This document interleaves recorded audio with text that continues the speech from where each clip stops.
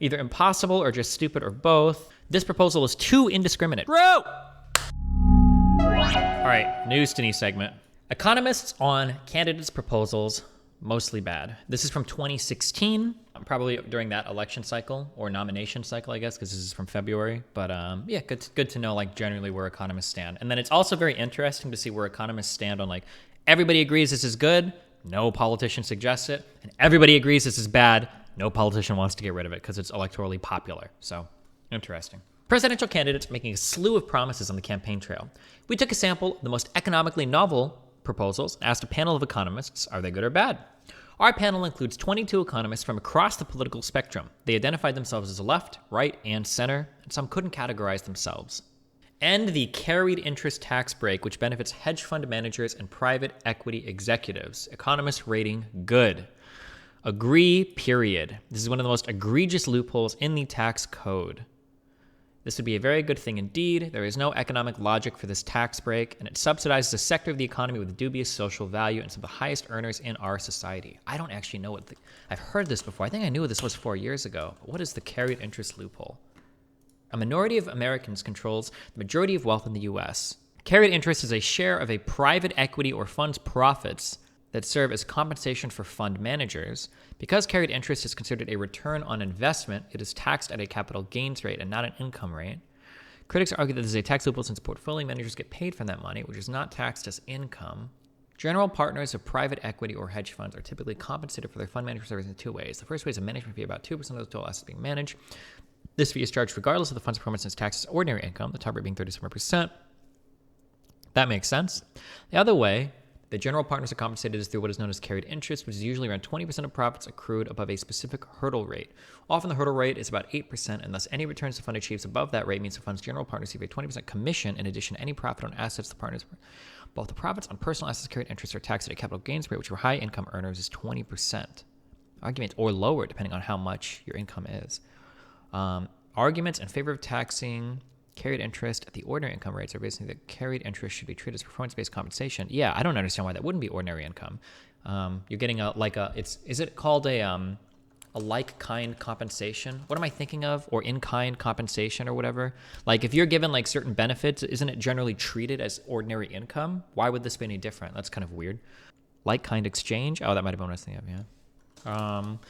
This will probably never go away because this sounds way too complicated for the ordinary taxpayer to understand. So I don't know if like the ordinary voter is ever going to give that much of a fuck. I guess you could just say an easy tax loophole for rich people, but it sounds like something that should go away, but it seems pretty niche. I don't know how much additional revenue you're going to generate getting rid of this loophole. I don't know how big of a deal it is, but yeah. Why do you think consensus among economists doesn't translate to political will for policies? Is the onus on economists to communicate to laymen better?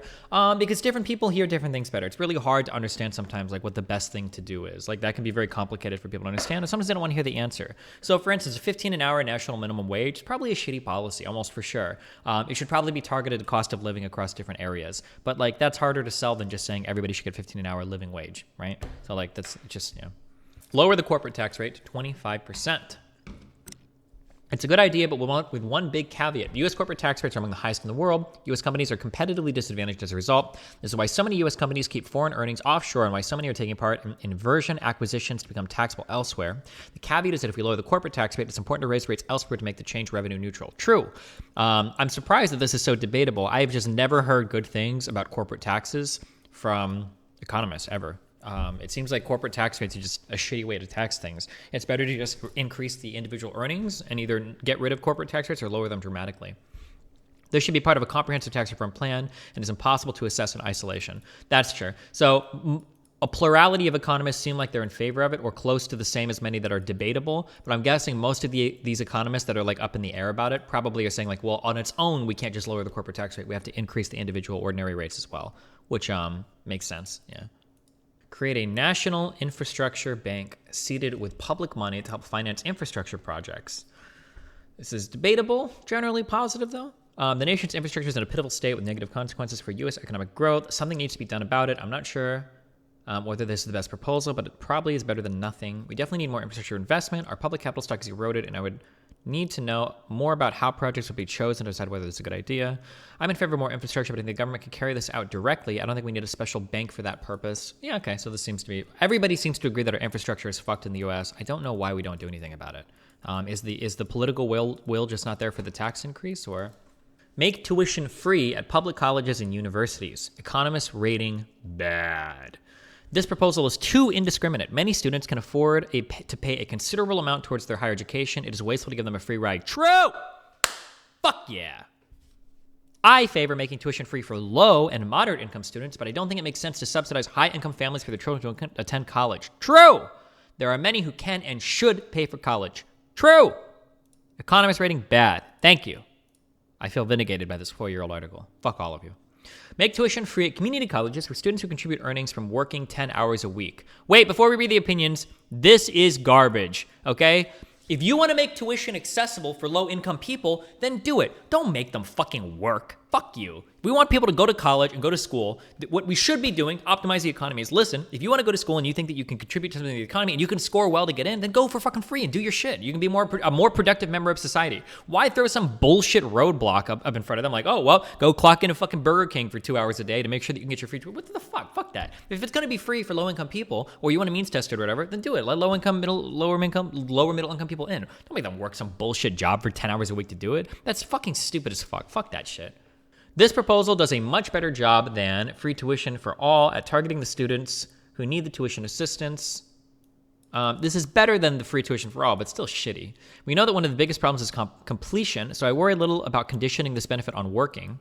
Guys, if you have the opportunity to go to school and not work, do it. Fuck working. Fuck working and going to school. Fuck work and school together. If you go to school, all your attention should be going to college. Not just studying and homework, but all the other things as well. But just like, if you can avoid working, God, you waste so much time working when you're going to college. You'll lose so much.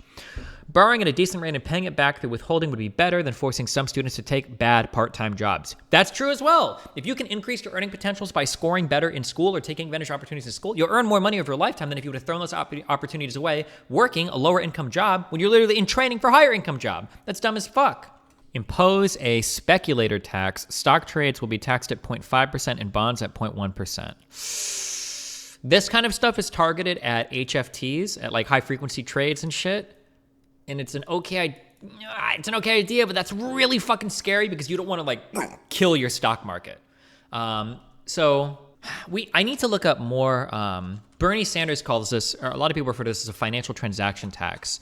I need to look up more examples of this. The one that I was the most familiar with was apparently when Sweden did this. Even though the tax on fixed income securities was much lower than that on equities, the impact on market trading was much more dramatic. During the first week of the tax, the volume of bond trading fell by 85%, even though the tax rate on 5-year bonds was only 0.003%. The volume of futures trading fell by 98%, and the options trading market disappeared. And then they got rid of it.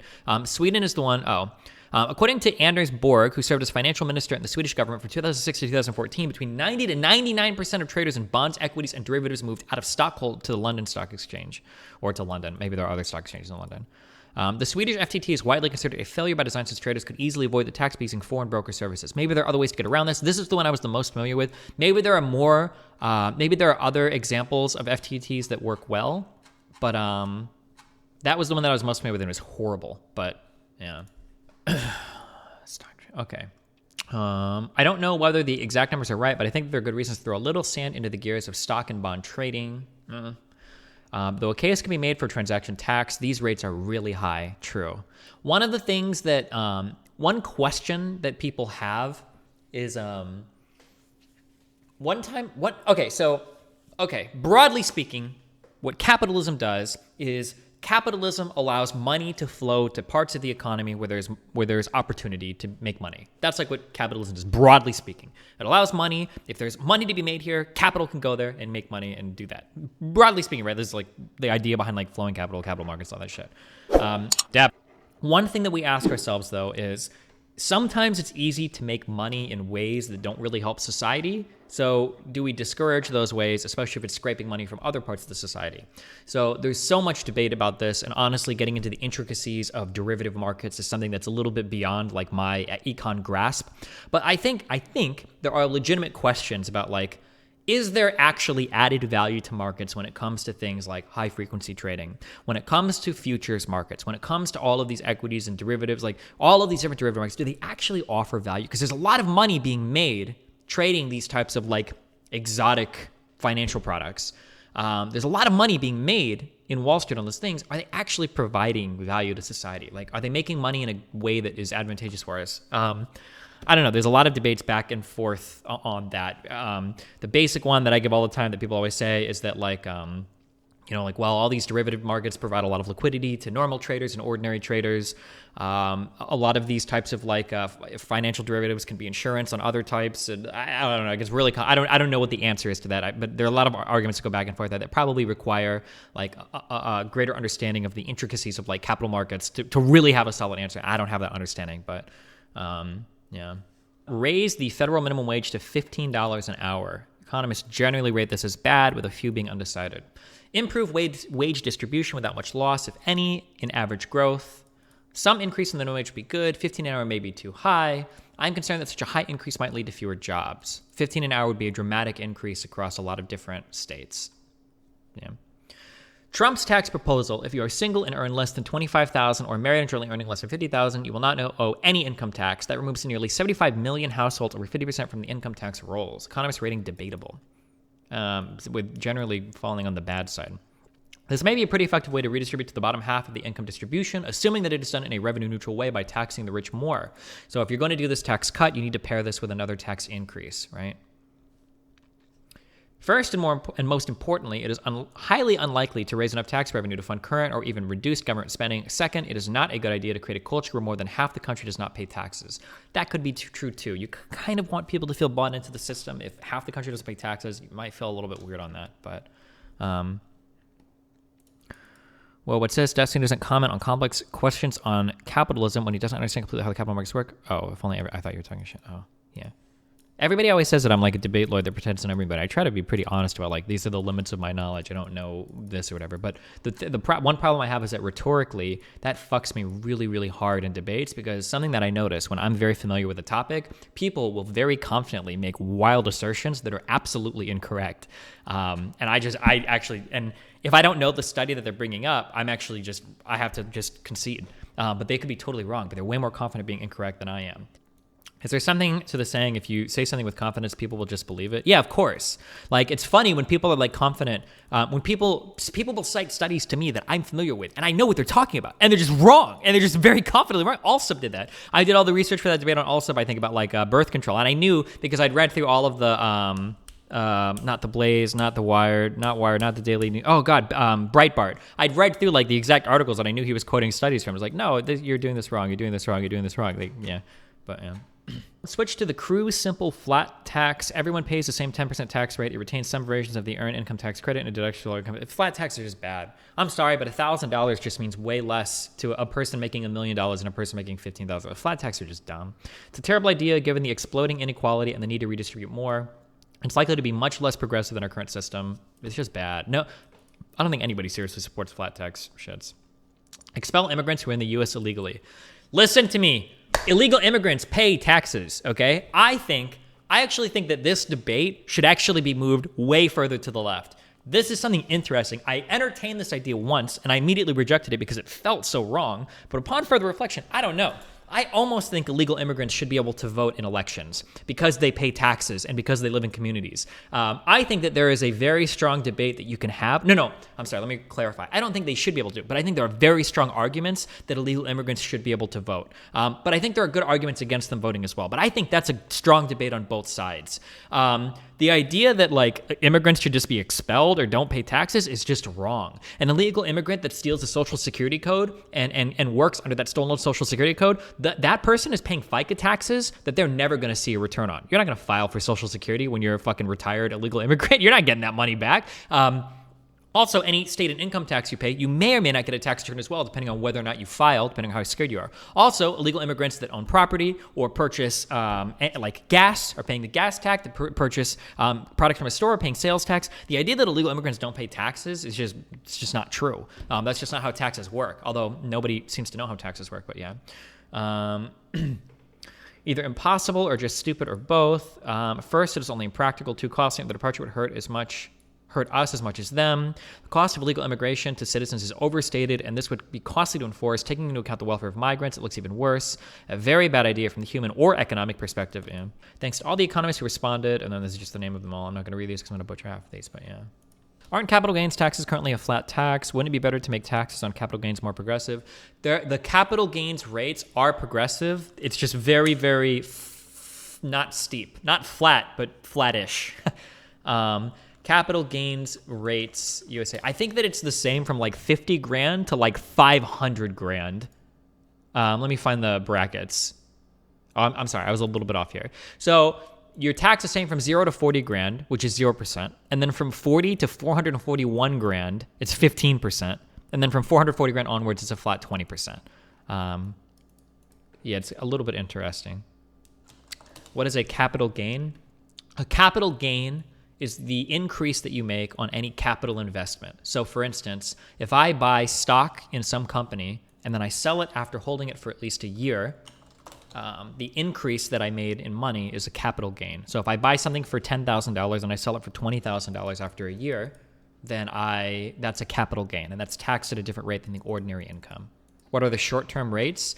That's what I just described as a capital gain. Short-term capital gains are things that you sell after holding them for less than a year. Those are just taxed as ordinary income.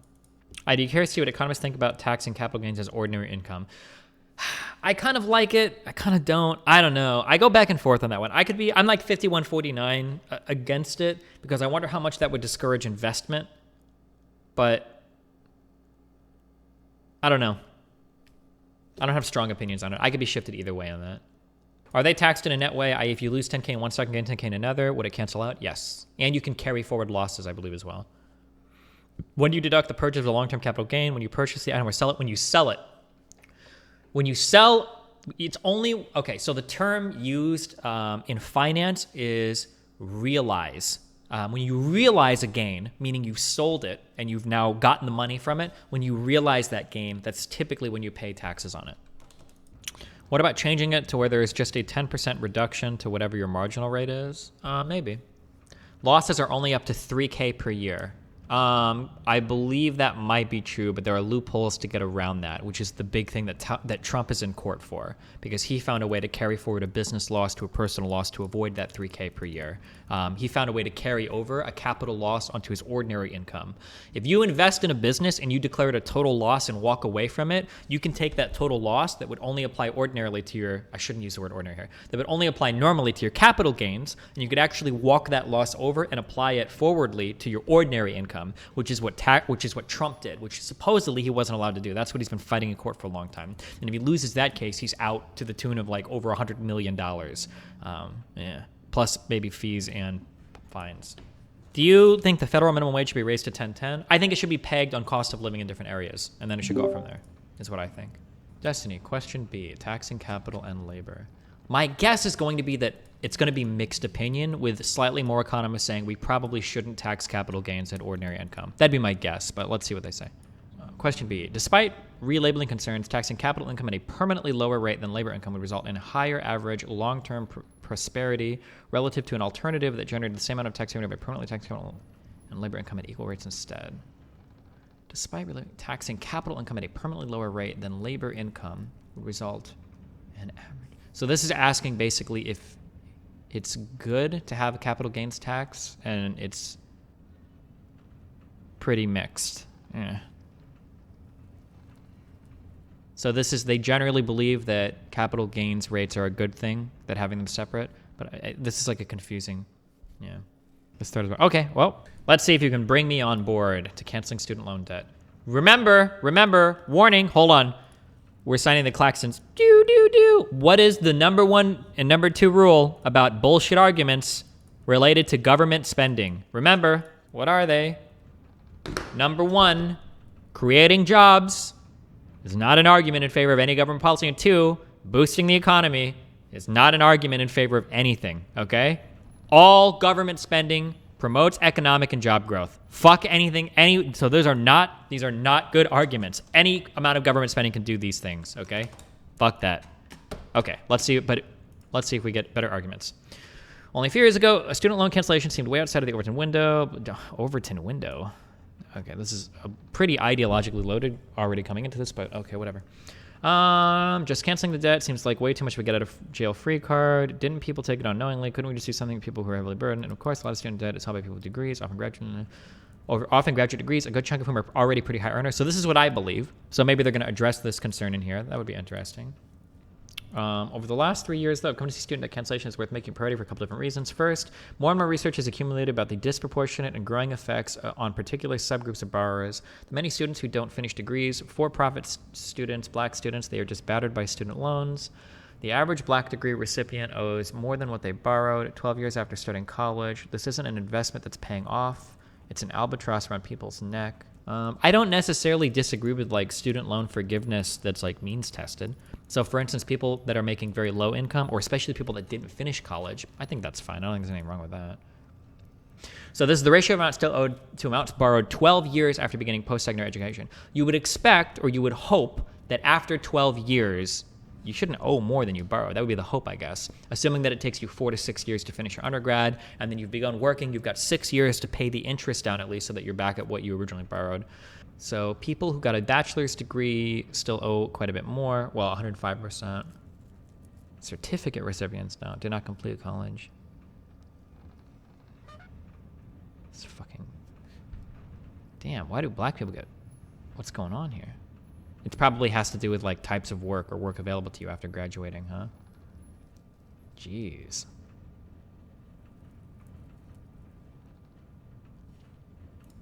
Holy shit, Asians pay off their loans quick. It's probably because they're generally higher earners, would be my guess.